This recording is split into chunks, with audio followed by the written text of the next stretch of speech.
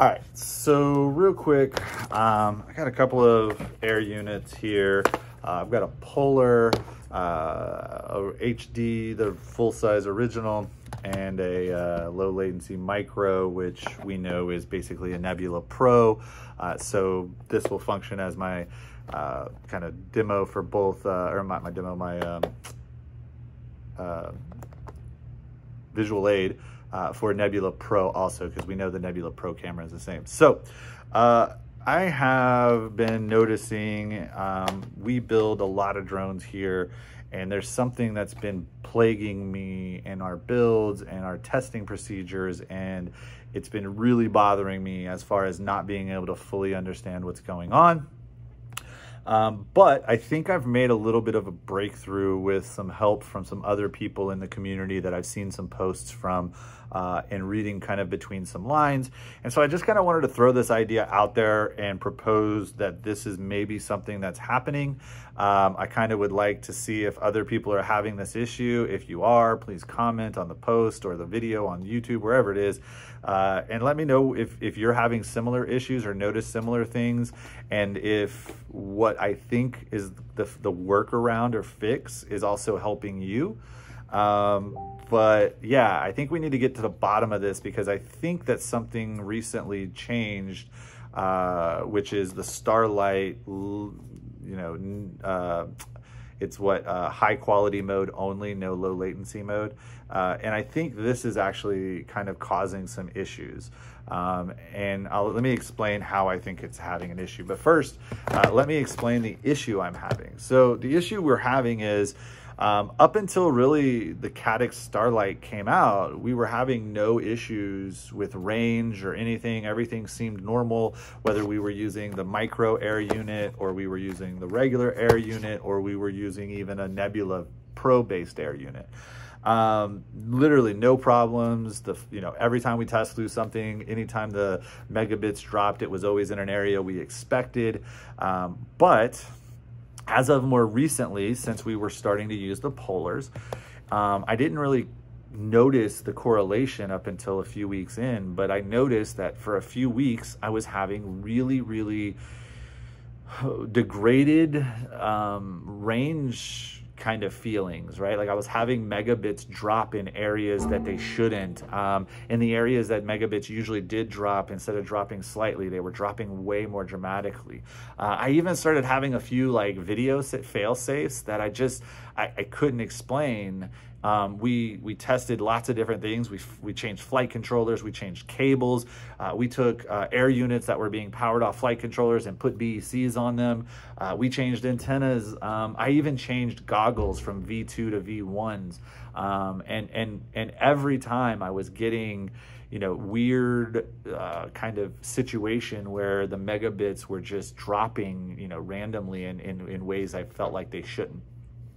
So this led me to play with firmware a little bit, which firmware didn't really do anything. And what I mean by that is I have a V2 goggle that is upgraded all the way to like 1.01, I think, which is actually no longer available when you try to upgrade or downgrade. The highest is 1.0606 or something like that.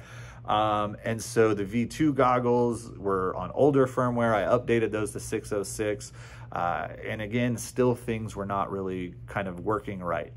And that's when I kind of saw a post that was talking about how low latency mode being locked out on a Polar, somebody thought that that was causing their issue when they were flying, because when they went to the menu, it would say low latency mode, but it would be grayed out.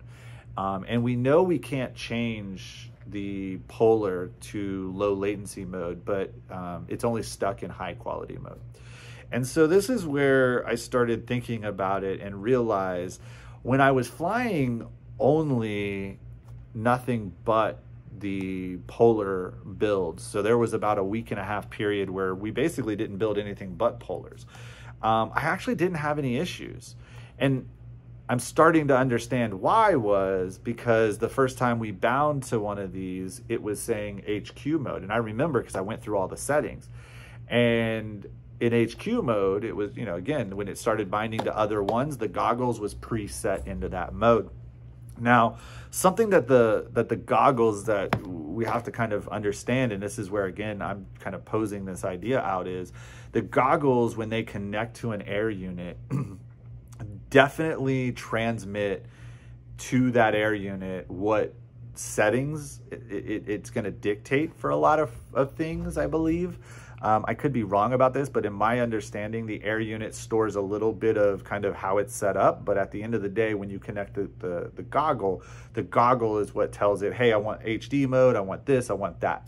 And so what I'm thinking is happening is when you start mixing your binds and you start binding or switching back and forth between these other air units that have HD mode and low latency mode, that when you then go back to one that doesn't, it's leaving the goggles stuck in that HD low latency mode, and it's trying to tell the air unit, I want low latency mode, but it's not able to get low latency out of the air unit, obviously. And then at the end of the day, it also can't switch itself because it's locked, right?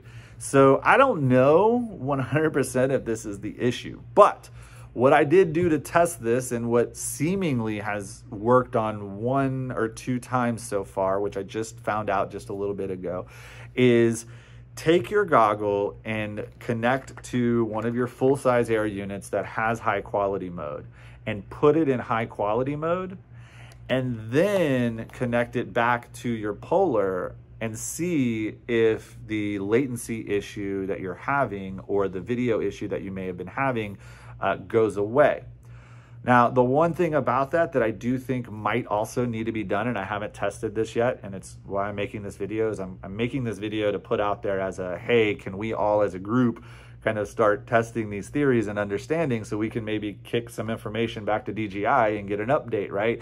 The goal would be that it needs to know when it's connecting between, you know, something that has a lockout and something that doesn't, and the goggle needs to be able to toggle itself, like, to remember, kind of. And so the one thing I was going to say, though, is I would then rebind to the Polar unit, and that's the one thing I haven't done yet. I'm going to do that next, is I'm going to go ahead and do a rebind, because I still had a little bit of what I thought was some jitteriness in the video, but the megabit dropping was gone after I did the HQ mode trick.